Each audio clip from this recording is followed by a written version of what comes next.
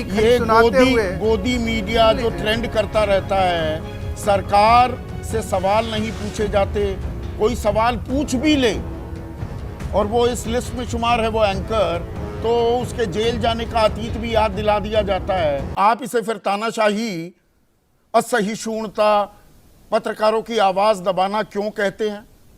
उनको नहीं मुद्दे पसंद, वो नहीं जा रहे, बात खत्म।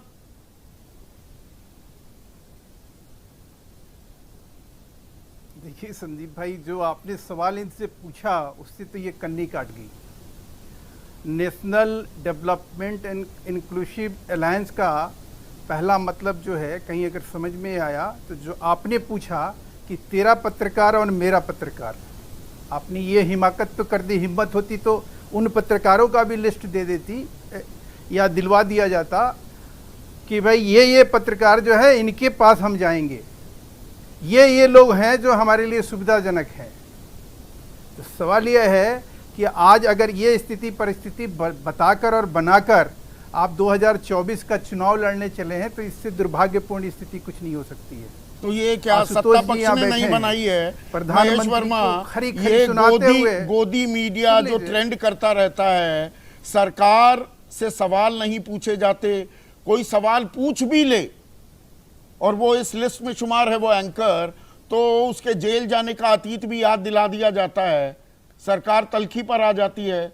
9 साल प्रेस कॉन्फ्रेंस ना करो, उसमें अभिव्यक्ति की आज़ादी पर कोई कुठाराघात नहीं होता। कोई किसी के यहाँ ना जाए और कह दे हम गेस्ट नहीं बनेंगे ऐसे शो में, तो इसमें अभिव्यक्ति की आज़ादी पर प्रहार हो जाता है। यहाँ अभिव्यक्ति की आज़ादी और पत्रकारिता की परिभाषा ये गढ़ने का कोई काम नहीं हुआ। जैसे आपने कहा कि मात्र एक 14 एंकर हैं, जिसमें 7 तो ऐसे हैं जिनके ऊपर ये मुकदमा कर चुके हैं, उनमें से कई को जेल भेज चुके हैं और हाई कोर्ट, सुप्रीम कोर्ट इनके इस एक्ट के लिए, इसके इस कुकृत्य के लिए इनको फटकार लगाया है। इनको कहा है कि तुमने वो यहाँ पे मीडिया, कौन से मामले? देखिए अर्नव के साथ क्या हुआ, अमन चोपड़ा के साथ क्या हुआ, सुप्रीम कोर्ट ने रोहित रंजन के साथ क्या हुआ, नहीं सुप्रीम कोर्ट ने आज सुधीर चौधरी के साथ क्या हुआ, सबके साथ। अर्नव गोस्वामी के को क्या कहते हुए किसको फटकार लगाई? मुझे बताओ ना, बताइए ना फटकार, मेरी जानकारी में इजाफा। स्वाभाविक रूप से जिन लोगों ने महाराष्ट्र गवर्नमेंट में, महाराष्ट्र सरकार ने, जिसने जहां पे ले जाके उनको जेल में ठूसा गया, मारा गया, पीटा गया, उनके साथ गलत किया गया, तो उसका हुआ ना। और मैं दूसरी बात कह रहा हूं, यहां आशुतोष जी ये बैठे हुए हैं, खरी खरी खोटी खोटी सुनाते हुए, तमाम आलोचना करते हुए एक किताब लिख डाली प्रधानमंत्री जी के ऊपर। कभी हमने उंगली नहीं उठाई कि आशुतोष जी आपको ये किसने हक दिया था कि हमारे ऊपर आप उंगली उठाएंगे।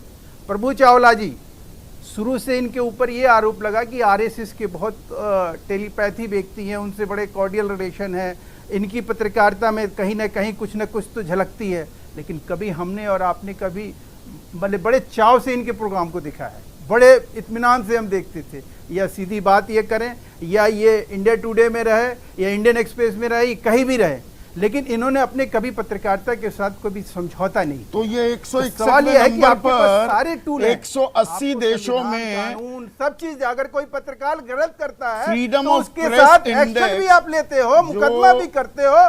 और आज वो लोग नहीं, आज वो चिरहरण हो रहा है, नहीं, आज वो चिरहरण हो रहा है जो संदीप भाई, जिन लोगों ने 75 की इमरजेंसी में पानी पी पी के गाली दिया कांग्रेस को इसी बात के लिए कि देखो देखो इसका चाल चेहरा चरित्र, किस तरह से इसने कलम को भी जो है पाबंद कर दिया, किस तरह से इसने कलम को भी नजरबंद कर दिया।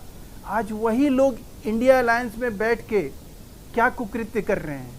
अरे एक लिस्ट भेज देते, और अगर इतनी हिम्मत थी, ये हिमाकत के बाद एक हिम्मत भी तो दिखाते हैं। आप जब इमरजेंसी की बात करते हैं, एक मिनट महेश भाई, जब आप एक मिनट महेश भाई, जब आप इमरजेंसी की बात करते हैं, लाल कृष्ण आडवाणी का बयान भी वो मैंने सुनवाया 2015 में। लाल कृष्ण आडवाणी ने अघोषित इमरजेंसी की ओर इशारा भी किया था, और आपके सहयोगी संबित पात्रा ने, और ये न जाने क्यों सुप्रिया श्रीनेट भी भूल गई कि वो तो सांसद हैं, उसी बात पर अटकी रही कि उनका बॉयकॉट होना चाहिए, मानो वो देश विरोधी ताकत हैं, तो अटल बिहारी वाजपेयी की सरकार में क्या फारूक अब्दुल्ला उनकी पार्टी शामिल नहीं थे और उनके बेटे विदेश राज्य मंत्री नहीं थे?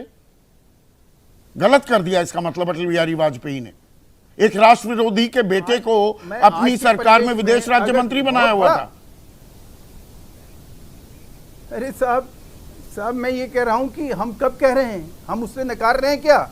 नहीं नकार, लेकिन आज के डेट में आप राजनीतिक कारणों से आपकी राजनीतिक जमीन अपनी नहीं आप राजनीतिक जमीन अपनी राजनीतिक जमीन को कहीं खोजने के लिए, कहीं उसको पक्का करने के लिए आप देश के खिलाफ बोलेंगे। आप ये कहेंगे कि ऐसी घटनाओं को अंजाम दिया जाता रहेगा, नहीं तो पाकिस्तान से बात करिए, क्या मतलब बनता है? फारूक अब्दुल्ला इसका मतलब क्या? और इसका समर्थन सुप्रिया श्रीनेत